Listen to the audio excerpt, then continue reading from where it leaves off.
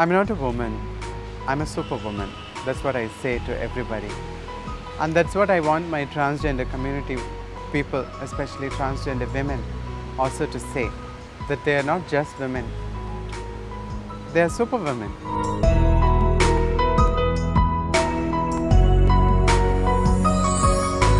ആണെന്നും പെണ്ണെന്നും ലോകം രണ്ടായി നിൽക്കുമ്പോൾ ഇതിൽ രണ്ടിലുമില്ലെന്ന സമൂഹത്തിന്റെ പരിഹാസത്തെ മറികടന്ന് അർദ്ധനാരി വിഭാഗത്തിൽ നിന്ന് നേട്ടങ്ങൾ കൊയ്ത വ്യക്തിത്വം.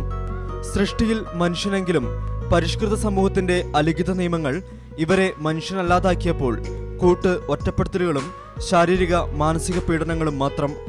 പൊതുസമൂഹം അരികവൽക്കരിച്ച അർദ്ധനാരി വിഭാഗത്തിന്റെ വിമോചനത്തിനായുള്ള ആദ്യ അവതാരമാവുകയാണ് കൽക്കി സുബ്രഹ്മണ്യം.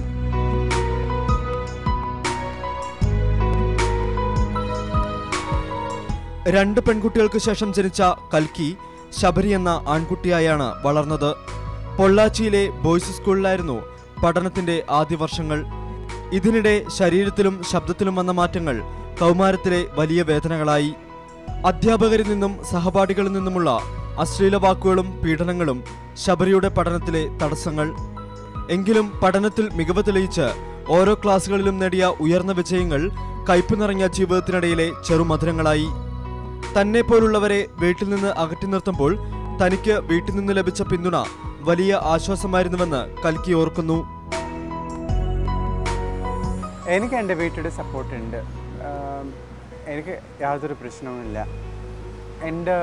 എൻ്റെ അമ്മയും എൻ്റെ അനിയത്തെ, എൻ്റെ കൂട്ടുകാർ, എൻ്റെ റിലേറ്റീവ്സ് എല്ലാവരും എന്നെക്കുറിച്ച് ദേ ആർ വെരി പ്രൗഡ്.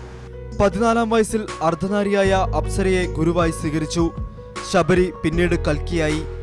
മാറ്റി നിർത്തപ്പെട്ടെങ്കിലും പഠനത്തോടുള്ള ലഹരിയിൽ കുറവ് വന്നില്ല. ഇംഗ്ലീഷ് സാഹിത്യത്തിൽ നേടിയ ബിരുദവും ജേർണലിസത്തിലും ഇന്റർനാഷണൽ സ്റ്റഡീസിലും നേടിയ ബിരുദാനന്തര ബിരുദങ്ങളും പരിഹാസങ്ങൾക്ക് നേരെയുള്ള മറുപടികളായി. കവിതകൾ എഴുതുന്നതിൽ ഏറെ താല്പര്യം കാണിച്ച കൽക്കി പഠന സമയത്ത് സഹോദരി എന്ന മാസികയ്ക്ക് തുടക്കം കുറിച്ചു. പഠനശേഷം ബഹുരാഷ്ട്ര കമ്പനിയിൽ ജോലി. അന്ന് സമ്പാദിച്ച പണം കൊണ്ട് ചെന്നൈയിൽ വെച്ച് ലിംഗമാറ്റ ശസ്ത്രക്രിയ നടത്തി. ശേഷം അർദ്ധനാരി വിഭാഗത്തിൽപ്പെട്ടവരുടെ ക്ഷേമത്തിനായി സഹോദരി എന്ന സ്ഥാപനം തുടങ്ങി. സഹോദരിയുടെ മെയിൻ ഒബ്ജക്റ്റീവ്സ് എന്നാൽ ട്രാൻസ്ജെൻഡേഴ്സ് ഒരു സോഷ്യൽ, എക്കണോമിക്, പൊളിറ്റിക്കൽ റൈറ്റ്സ് ആണ്. മെയിൻലി സഹോദരിയുടെ പണി ലീഗൽ റൈറ്റ്സിലാണ്.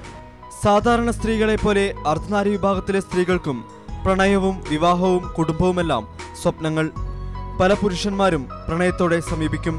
തനിക്കും പ്രണയമുണ്ടെന്ന് കൽക്കി പറയുന്നു. വ്യക്തി സ്വാതന്ത്ര്യം ഹനിക്കാത്ത വിവാഹമാണ് ആഗ്രഹം. Like in every other girl, I also wish to marry. But like what happens to every other girl if after marriage, if my hands are cuffed, I don't want that marriage.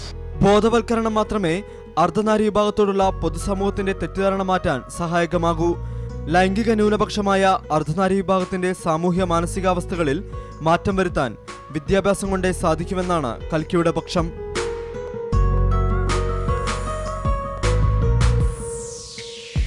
100% സാക്ഷരതയിൽ അഭിമാനിക്കുന്ന Keralam അർദ്ധനാരി വിഭാഗത്തോട് കാണിക്കുന്ന അവജ്ഞ അത്ഭുതപ്പെടുത്തുന്നു. കേരളത്തിലുള്ള ലൈംഗിക ന്യൂനപക്ഷങ്ങൾ ജീവിതം ഭയന്ന് മറ്റ് സംസ്ഥാനങ്ങളിലാണ് അഭയം തേടുന്നത്. ബ്രിട്ടീഷ് ഭരണകാലത്ത് അർദ്ധനാരി വിഭാഗത്തെ ക്രിമിനലുകളുടെ പട്ടികയിൽ ഉൾപ്പെടുത്തിയിരുന്നു. സ്വാതന്ത്ര്യം ലഭിച്ചിട്ടും കാലമേറെ മാറിയിട്ടും സമൂഹത്തിന്റെ മനോഭാവം മാറാത്തതിൽ അത്ഭുതമുണ്ടെന്ന് കൽക്കി പറയുന്നു. ബ്രിട്ടീഷ് ആൾക്കാർ വന്നല്ലേ, അവരുടെ വിക്ടോറിയൻ മൊറാലിറ്റി ഇവിടെ വന്നു.